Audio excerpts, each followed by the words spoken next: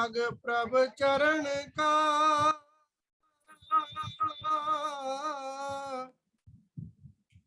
जब चित आन समाए,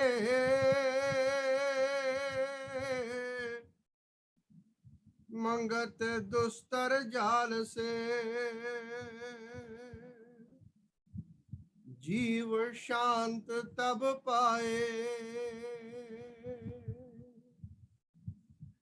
सत अनुराग प्रभ चरण का,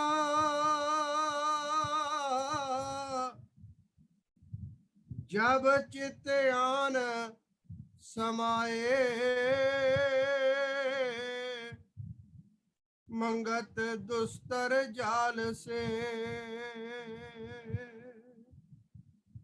जीव शांत तब पाए।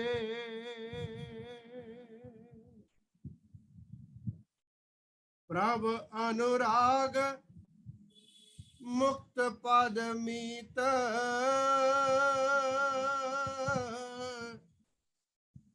प्रभ अनुराग कर निर्मल चित,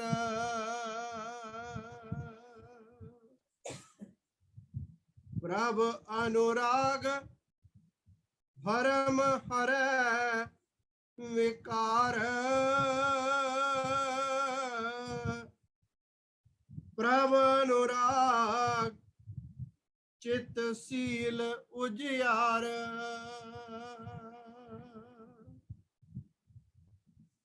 प्रभ अनुराग वड भागी पाए, दुर्मत त्याग सार ध्याए।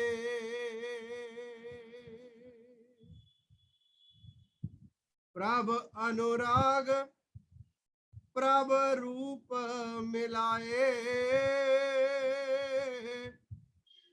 जन्म जन्म का भरमन जाए।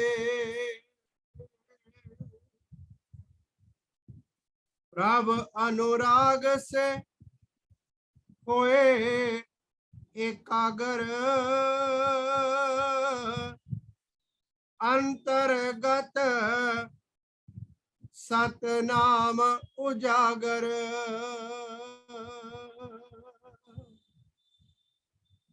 प्रभ अनुराग से सुध बुध बिसराई, सत ठाकर की शोभा घर पाई। प्रभ अनुराग सब मैल उतारे, शुद्ध स्वरूप घर पर गट विचारे। प्रभ अनुराग पावे जन कोए, अत निर्मल बुध जां की होए। प्रभ अनुराग एक निश्चय देवे, केवल कीरत प्रभ चरण की सेवे।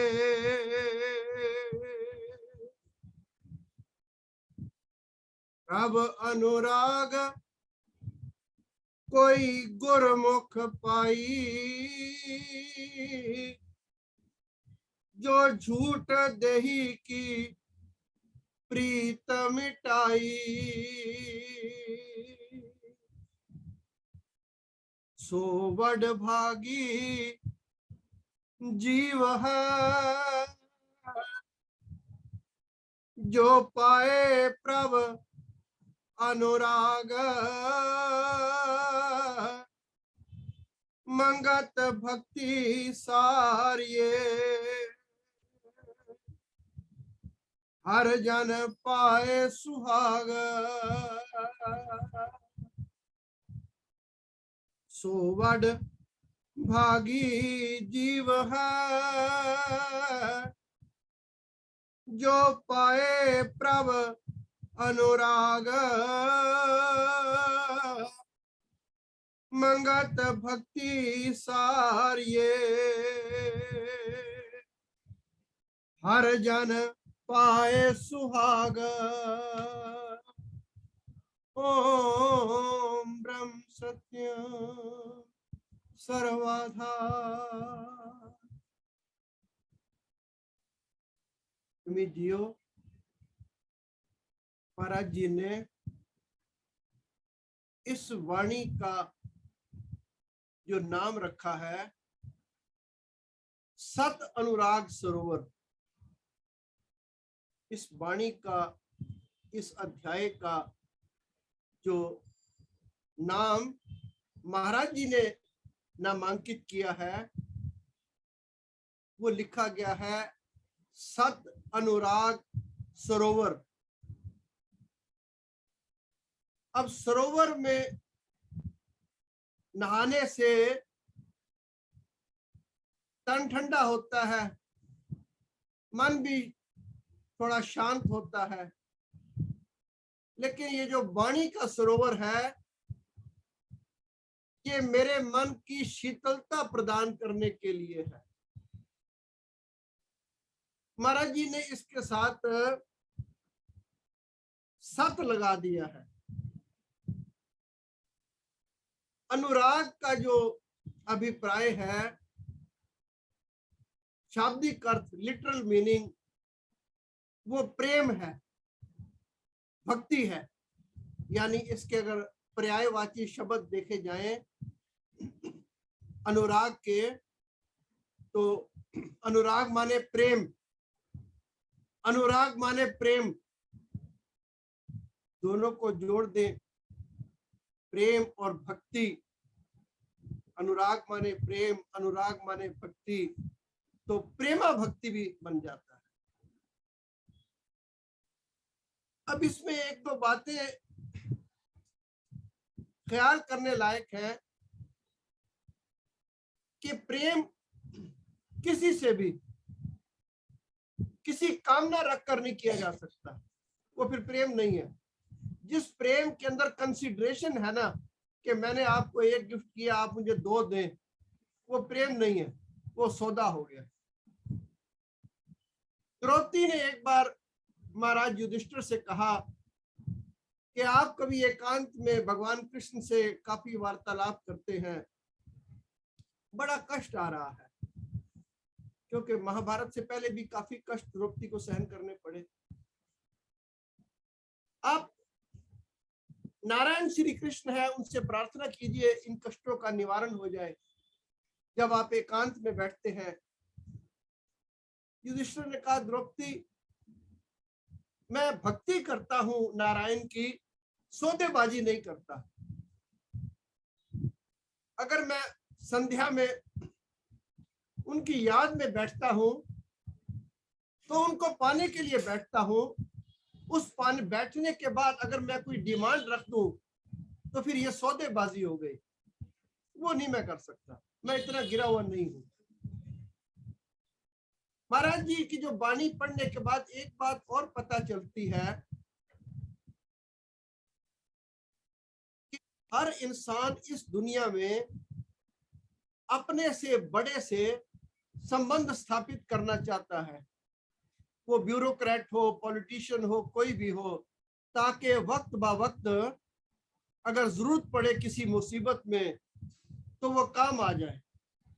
हालांकि वो काम आते नहीं, जब आपका काम, आपकी विपदा दूर हो जाएगी फिर वो आपका फोन उठाएंगे, ओहो शर्मा जी मुझे तो ख्याल नहीं आया, मेरे पास ये नंबर आपका फीड ही नहीं था। पर मेरे महाराज जी मेरा कांटेक्ट उस परम पिता परमात्मा से कराने का प्रयास कर रहे हैं जो तीन काल उपलब्ध है, शारग से भी नजदीक है, हर वक्त मेरे साथ है, और मेरा टेलीफोन भी, क्योंकि मेरा और उसका वायरलेस कम्युनिकेशन है। दुनिया के सब सिस्टम फेल हो सकते हैं मगर जो मेरे दिल का उसकी दिल से जो तार है, अगर मैं ना तोड़ दूं तो मेरा मैसेज फौरन इमीडिएट सबसे तेज तीव्र गति से उस तक पहुंच सकता है।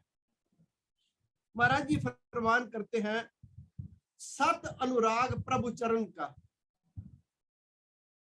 क्योंकि मेरा कोई जो जानने वाला है ना, वो आज है बड़ा, कल वो बड़ा, कल खुद मुसीबत में हो सकता है, लेकिन परम पिता परमात्मा 3 काल उपलब्ध है, 3 काल सहायक है, 3 काल रक्षपाल है, पालनहार है। तो उससे प्रेम करना, उसकी भक्ति करना, इसमें मेरा कोई घाटे का सौदा तो बिल्कुल भी नहीं है, ये तो बड़ा नफे का सौदा है। ये मेरा ये लोक और परलोक दोनों को संवारने वाला सौदा है। महाराज कहते हैं सत अनुराग प्रभु चरण का, यानी उस प्रभु का सच्चा प्रेम। अब इसमें सत वाली बात ना, एक बात, पहली बात तो ये है कि प्रेम केवल ईश्वर से, सत वही है, लेकिन फिर सत अनुराग का एक शब्द और निकल आता है कि उसके साथ प्रेम करने से ना, और उसकी कोई डिमांड ही नहीं है मेरे से, कोई भी डिमांड नहीं है। उसकी एक ही डिमांड है कि मैं ये जो अपना आवरण है ना, इसको उतार दूं, एज इट इज, जैसा उसने मुझे बनाया ना, मैं ऐसा उसके चरणों में लौट जाऊं, ऐसा उसके चरणों को पकड़ लूं।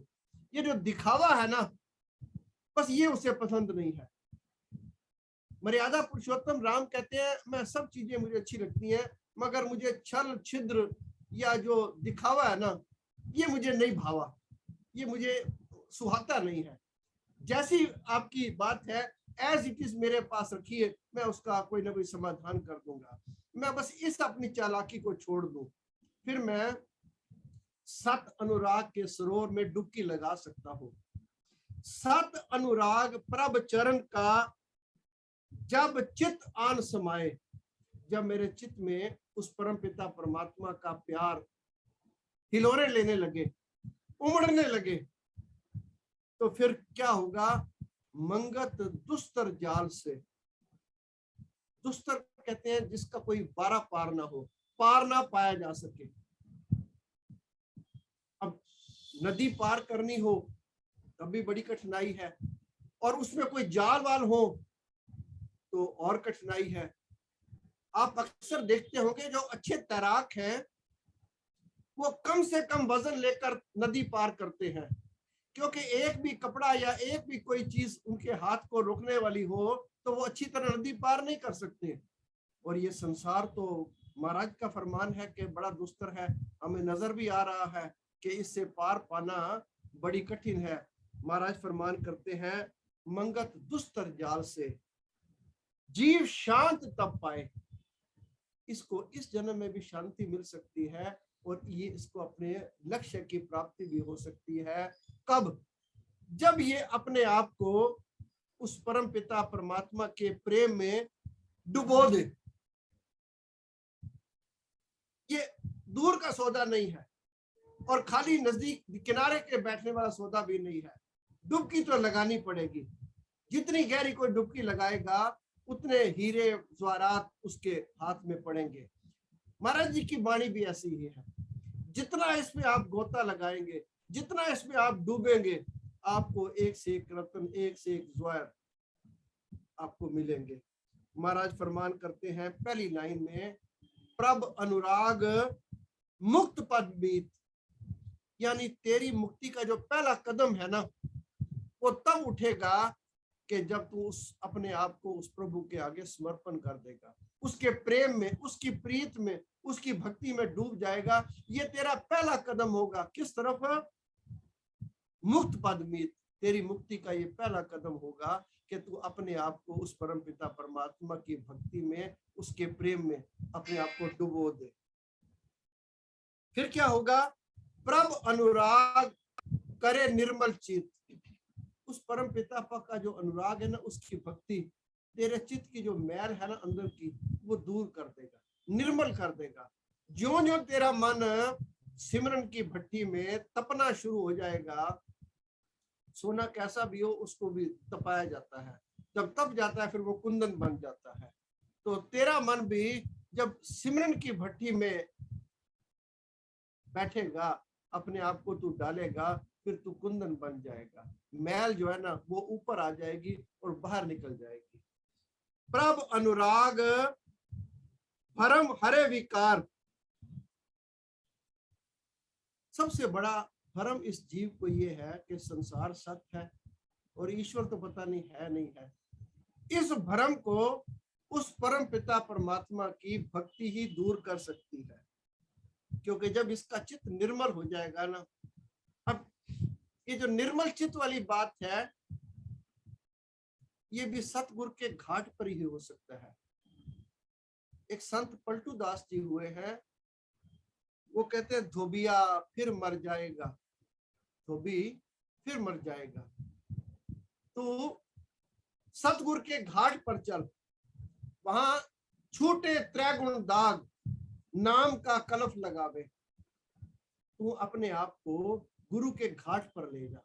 वहां उस सरोवर में ऐसा निर्मल जल है कि तेरे तू तीनों ताप तेरे दूर हो जाएंगे और तीनों दाग से तू छूट जाएगा। तेरा ये जो कुर्ता है ना ये सफेद हो जाएगा। अच्छे धोबी का ना एक और काम होता है। पहली बात तो ये है कि आपके कुर्ते पर धोबी कैसी भी मैल हो, कैसा भी दाग हो, वो उसको जैसे मर्जी किसी भी मसाले से वो दूर कर देता है। ऐसे ही सतगुरु नाम का जो धोबी है वो मेरे अंदर और बाहर की जितनी मैल है ना उसको निकाल देता है। फिर धोबी एक और काम करता है, कपड़ा धोने के बाद ना उसमें कोई जो सलवट पड़ जाए, वैर की, बखीली की, द्वेष की, ये भी सलवटें हैं, तो अच्छा धोबी जब उसको प्रेस करता है ना तो ना दाग रहने देता है और ना उसमें सलवट रहने देता है। ये काम आध्यात्मिक जगत में परम पिता परमात्मा की दयालुता से जिसको सतगुरु मिल जाए उसका हो सकता है। और वो अपनी बुद्धि को गुरु के चरणों में समर्पित जब कर दे तो फिर उसके अंदर और बाहर की मैल निकालने का ठेका वो ले लेते हैं। महाराज फरमान करते हैं अपनी वाणी में, प्रभ अनुराग बड़ भागी पाए। हम जब कहते हैं ना कि बच्चा पगाला होवे, बड़ा होवे, हमारा तात्पर्य ये होता है कि ये को आईएएस बन जाए, आईपीएस बन जाए या और किसको संसार की बड़ी डिग्री मिल जाए। महाराज जी कहते हैं प्रभ अनुराग यानी ये प्रभु की भक्ति, प्रेमा भक्ति, ये बड़ भागी को मिलती है, ये हर एक को नहीं मिलती। इस बात को महाराज जी ने दोबारा फिर फरमान कर दिया जब अंत में कहते हैं सो बड़ भागी जीव है जो पाए प्रभ अनुराग। अब तत्वेता सतपुरुष त्रिकालदर्शी महाराज जी इस बात को 2 बार दोहरा रहे हैं, एक ही स्टैंजे में, एक ही लाइन, एक ही पैरा में, एक ही पेज पर इसको महाराज जी 2 बार दोहरा रहे हैं। ऊपर महाराज जी ने फरमाया प्रभ अनुराग बड़ भागी पाए, दुर्मत त्याग सार ध्याय। दुर्मति को त्याग कर, गलत मत को त्याग कर ये सतमति की ओर चलता है। आखिरी लाइन में महाराज फरमान करते हैं सो वड भागी जीव है जो पाए प्रभ अनुराग। अब ये 2 बार महाराज ने कहा कि वडभागी वही है जिसे प्रेम प्रभु के प्रति प्रेम जिसका जागृत हो जाए। फिर महाराज फरमान करते हैं प्रभ अनुराग जब चित आई, मोह विकार संशा सब जाई। अब 3 जो ये अवगुण है मेरे अंदर, मोह का अवगुण है, संशय है कि ये सच है या वो सच है, ये दोनों ही तीनों बातें तब दूर होती हैं जब मैं अपने आप को इस सरोवर में जिसका नाम महाराज जी ने रखा सत अनुराग सरोवर, इसमें मैं डुबकी लगाऊं। सरोवर मेरे नजदीक हो, सरोवर मेरे घर में हो और मैं एकांत में मैं बैठा रहूं, कभी उसको खोल कर देखूं ना, इसमें डुबकी लगाने की कोशिश ही ना करूं, तो फिर कैसे कल्याण हो सकता है। फिर महाराज कहते हैं प्रभ अनुराग से होए एकाग्र। सिमरन में, अभ्यास में कंसंट्रेशन जो है ना ये बड़ी चीज है।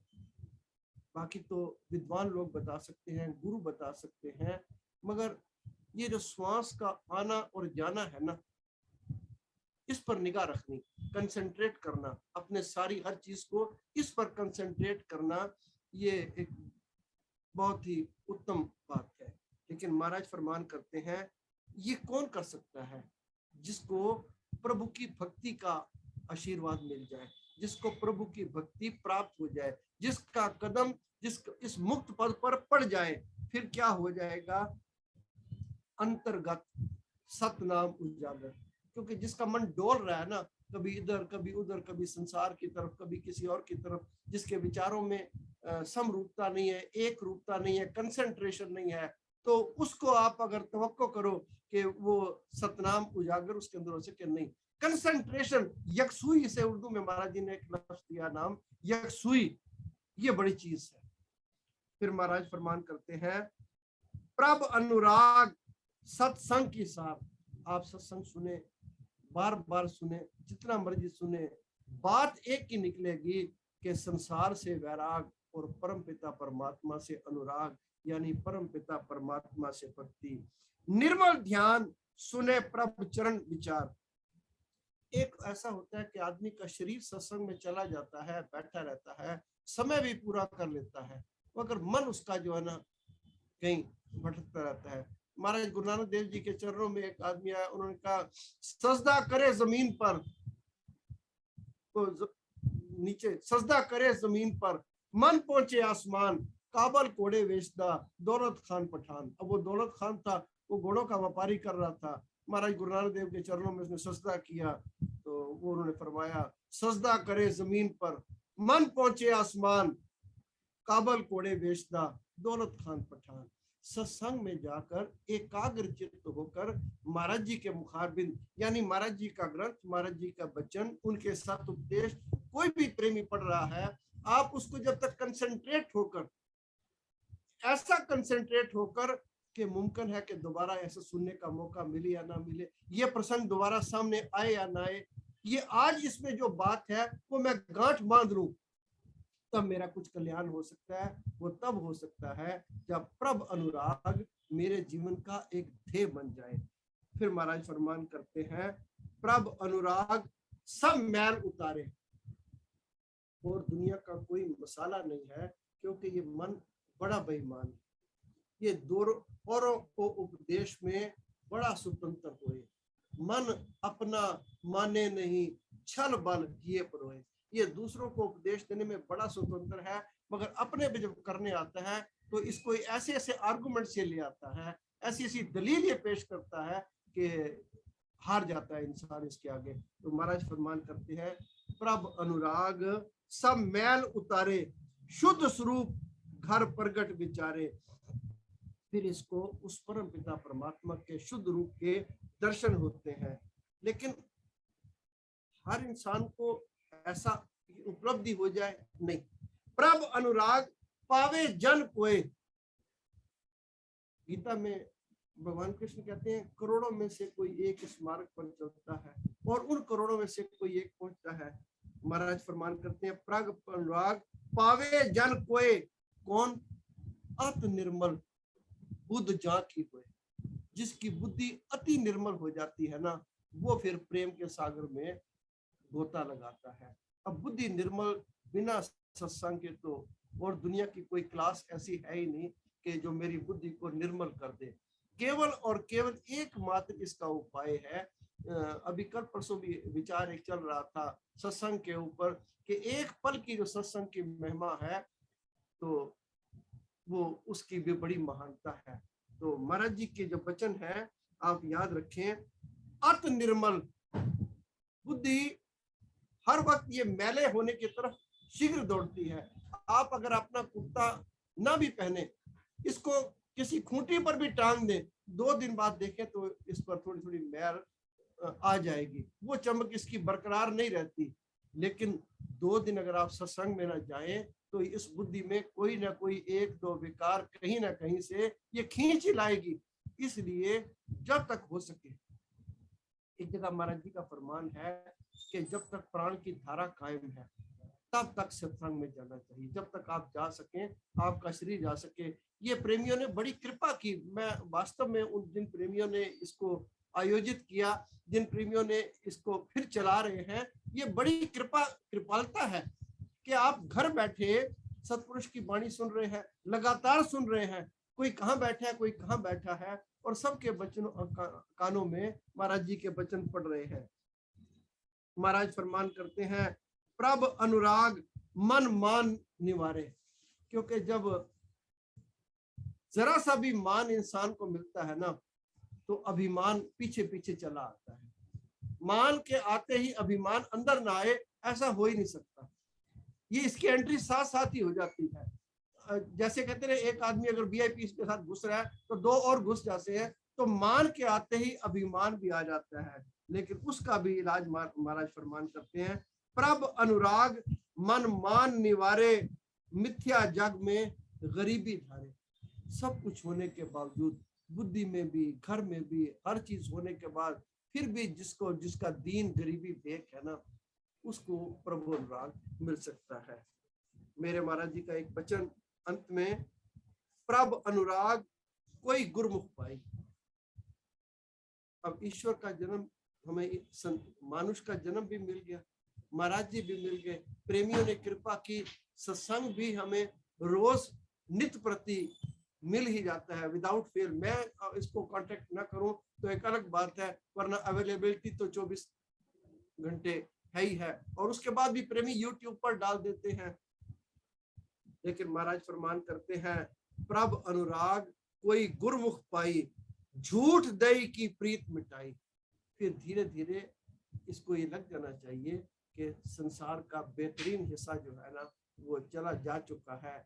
अब जो समय बकाया है ना, वो जितना हो सके वो अपनी सेवा, दूसरों की सेवा तो बड़ी बात की बात है, सबसे बड़ी अपनी सेवा ये है कि जितना हो सके इस बुद्धि को तोड़कर मरोड़ कर महाराज जी के चरणों की ओर इसको मोड़ा जाए। ओम ब्रह्म सत्यम सर्वम।